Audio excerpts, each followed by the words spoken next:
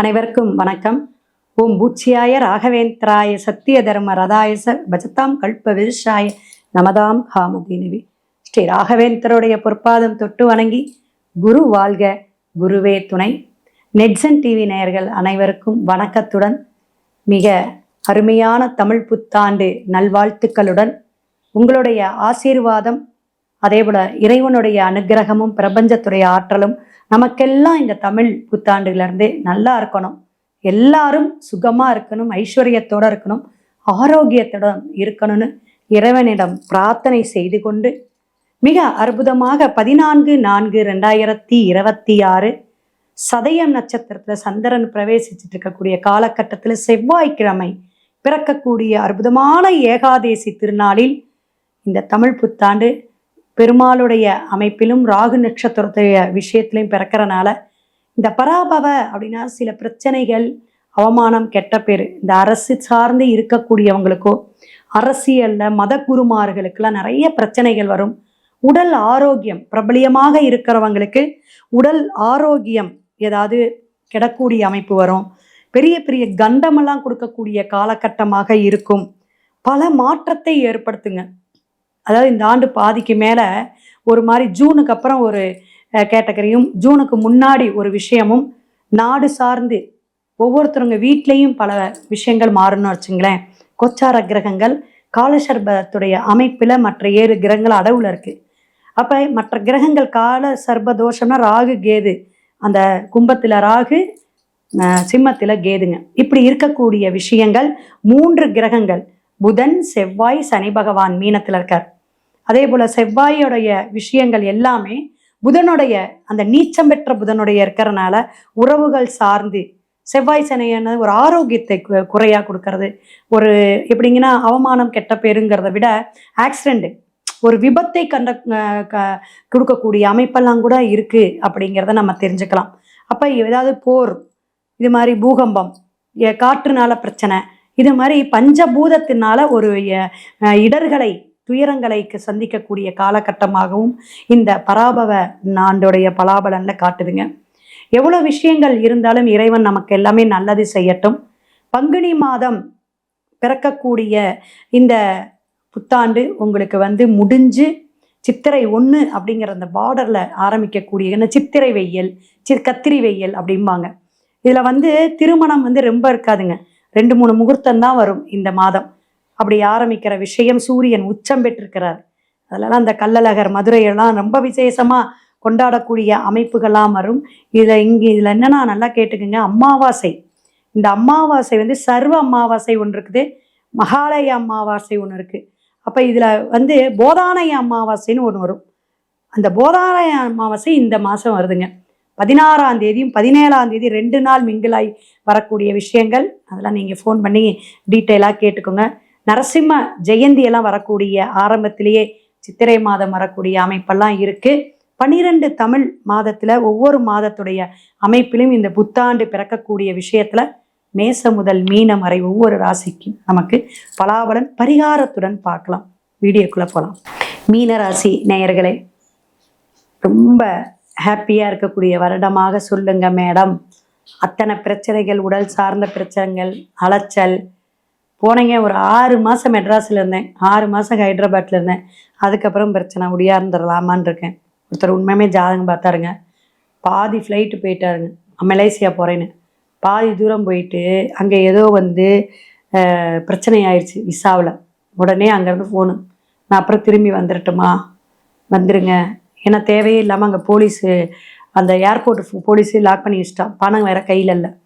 சொந்தக்காரங்களை போட்டு சேர்ந்து அப்புறமே ஆஃபீஸில் உட்காந்து ஒரே புலம்பல்.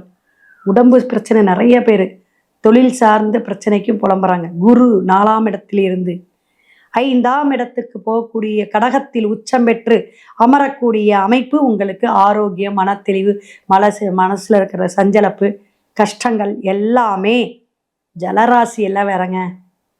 அப்படியே இலகிய மனசு இருக்குல்ல, அதெல்லாம் இனிமேல் திடகார்த்தமாக நம்பிக்கையோட ஒரு நம்பிக்கை பிறக்கும். வழி பிறக்குமா சிவனே அப்பனே அப்படின்னு வேண்டிக்கிட்டு இருக்கிற எல்லாத்துக்குமே இனிமே குரு பெயர்ச்சியிலேருந்து உங்கள் குழந்தைங்க நல்லா படிப்பாங்க. என்ன துறை சார்ந்து நீங்கள் வேலைக்காகவோ அல்லது படிப்புக்காகவோ உயர்கல்வி படிப்புக்காக நீங்கள் எதிர்பார்த்துட்டு இருந்தீங்கன்னா மருத்துவத்துறையாக இருக்கட்டும், வக்கீலாக இருக்கட்டும், எதுவாக இருந்தாலும் கிடைக்கும். கவலையை விடுங்க, பயப்படாதீங்க. முன்னோர் சாபங்கள், முன்னோருக்கு வழிபாடு, அமாவாசைக்கு தர்ப்பணம் கொடுக்கறதெல்லாம் கரெக்டாக கொடுங்க. இந்த வருஷம் இந்த 12 மாதமும் பல பிரச்சனைகளை அப்படியே மேடு மல்லமாக தான் மீனத்துக்கு போகும்.